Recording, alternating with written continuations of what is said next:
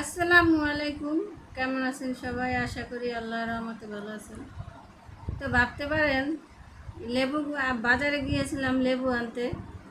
তো বাজারে লেবুর দাম জিজ্ঞেস করলাম, হালি কত? তো লেবুওয়ালা বলতেছে কেজি 20 টাকা। তো আমি বললাম, কি বললেন? আবার বলেন তো। বলে লেবুর কেজি 20 টাকা। তো আমি এখানে লেবু আনছি, মনে করেন 1 কেজি। লেবু কেজি হিসাবে বিক্রি হয়। তো এখানে 17টা লেবু হয়েছে। যে লেবু কিছুদিন আগেও আমরা একটা লেবু কিনতে গেলে 20 টাকা লাগছে, 60 টাকা ডজন, 80 টাকা ডজন ছিল। সেই লেবু আজকে কেজি হিসাবে আনলাম 17টা লেবু 20 টাকা। তো ভাবেন দুনিয়াটা কোথায় গেছে কেজি লেবুর। যাই হোক, আমি এখন আজকে রান্না করবো হলো পাঙ্গাস মাছ ভুনা করব আর করলা ভাজি করব। তো এখানে আমি পাঙ্গাস মাছ রান্না করার জন্য একটা প্যানে পরিমাণ মতো তেল দিয়া মাছটা আমি আগে থেকে ভেজে নিয়েছিলাম। তো এখন মশলাটা কষিয়ে নেব। আদা বাটা, রসুন বাটা, জিরা গুঁড়া, মরিচের গুঁড়া, হলুদের গুঁড়া সব কিছু দিয়ে মশলাটা এখন কষিয়ে একটু পানি দিয়ে বারবার একটু পানি দিয়ে কষিয়ে নেব। মশলাটা ভালোভাবে কষিয়ে নিতে হবে যাতে মশলার কোনো গন্ধ না থাকে। তো মাছটা এখন দিয়ে দেবো, দিয়ে ভালোভাবে নেড়ে চেড়ে মিশিয়ে দেবো।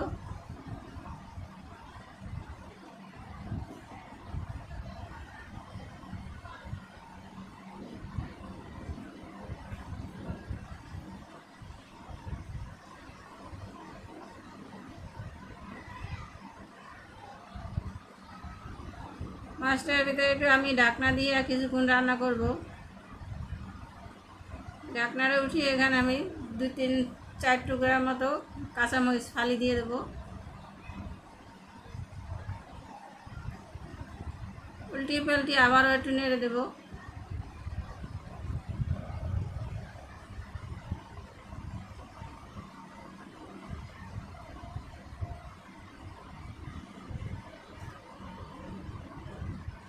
আবার একটু ঢাকনা দিয়ে কিছু সময় রান্না করব।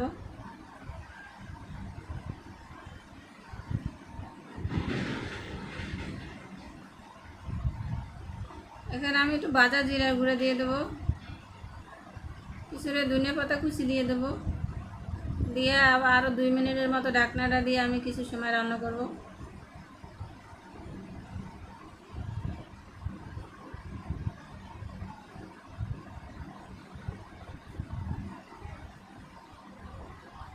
মাছ ভুনাটা আমার প্রায় রেডি।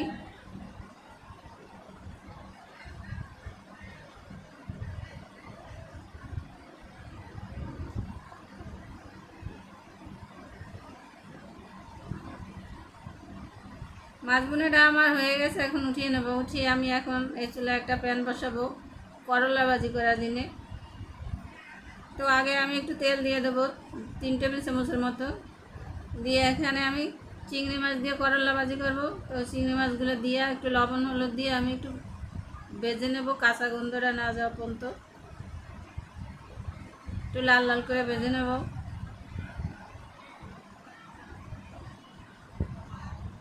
পেঁয়াজ কুচি দিয়ে দেবো এখন আমি এখানে 4 থেকে 5টা পেঁয়াজ কুচি দিয়ে দেবো।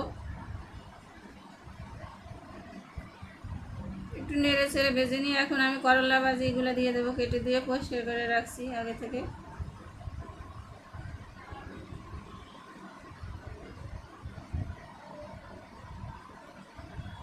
এখানে কিছু কাঁচামরিচ ফালি দিয়ে দেবো।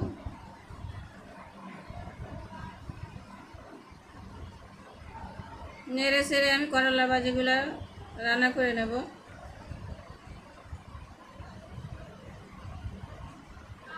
করলা ভাজিতে কোনো ঢাকনা দেওয়ার প্রয়োজন নাই, ঢাকনা দিলে তিতো লাগে বেশি।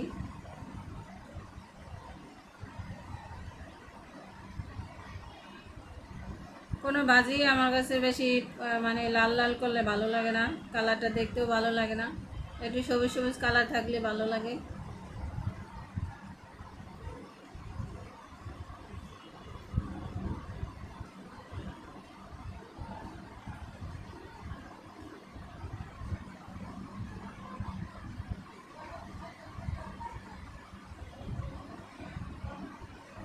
চিংড়ি মাছ দিয়ে করলা ভাজি করলে আমাদের ঘরে সবাই পছন্দ করে। চিংড়ি মাছ না দিলে আর কেউ খেতে চায় না, এমন অবস্থা। করলা ভাজিটাও আমার রেডি, উঠিয়ে নেব।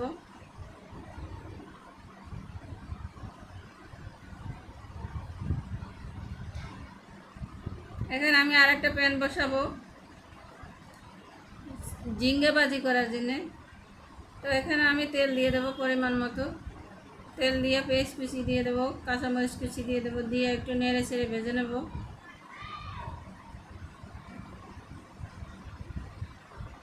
আমার ভিডিওগুলো, আমার রেসিপিগুলো যদি আপনাদের কাছে ভালো লাগে তাহলে লাইক কমেন্ট শেয়ার করবেন, সাবস্ক্রাইব করে চ্যানেলের পাশে থাকবেন।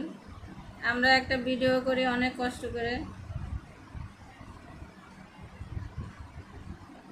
এখানে কিছুটা আলু কুচি করে রাখছি, আলু কুচিটা দিয়ে দেবো যাতে চিচিঙ্গা তাড়াতাড়ি হয়ে যায়, সিদ্ধ হয়ে যায়। দুন দোল ঝিঙ্গা এগুলো তাড়াতাড়ি সিদ্ধ হয়ে যায়।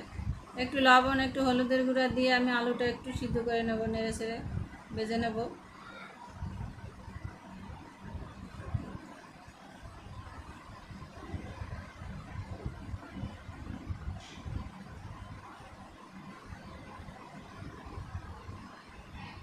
এখানে আমি ঝিঙ্গা কুচিগুলোও দিয়ে দেবো। ঝিঙ্গাটা আমি আগে থেকে কেটে পরিষ্কার করে রাখছিলাম, ধুইয়া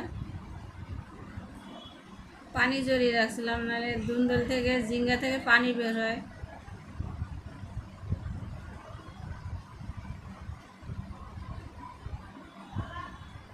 একটু ঢাকনা দিয়ে দেবো,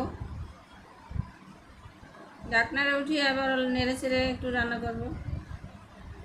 দুন্দল ঝিঙ্গা থেকে পানি বের হয়ে আসছে।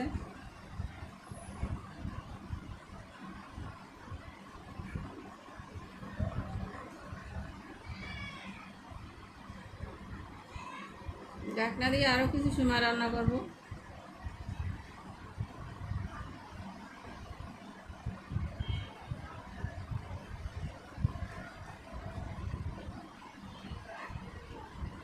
ঢাকনা ওটা উঠিয়ে আমি আবারও নেড়ে ছেড়ে দেবো।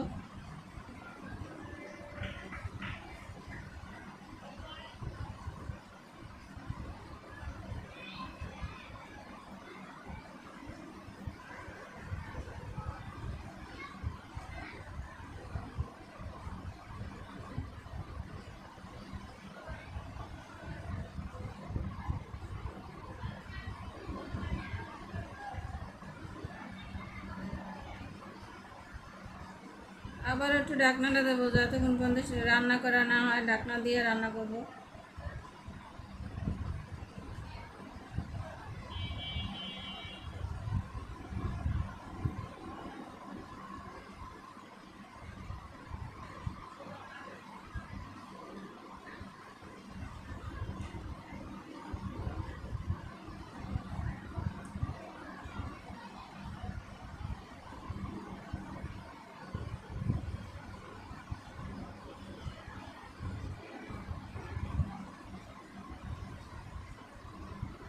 ঝিঙ্গা ভাজিটাও আমার প্রায় রেডি। এখন আমি কিছুটা ধনিয়া পাতা কুচি দিয়ে দেবো, দিয়ে নেড়ে ছেড়ে একটু ঢাকনাটা দিয়ে আরও 2 মিনিটের মতো রান্না করব।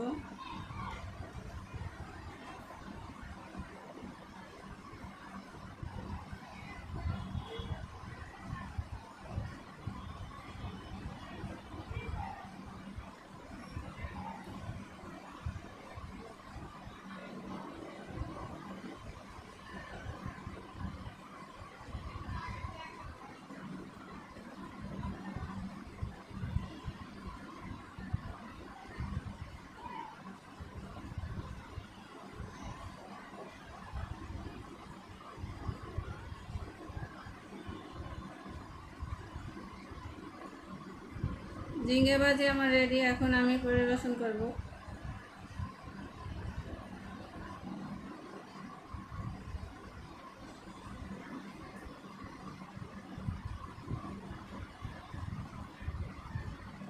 আসসালামু আলাইকুম, ভালো থাকবেন, সুস্থ থাকবেন।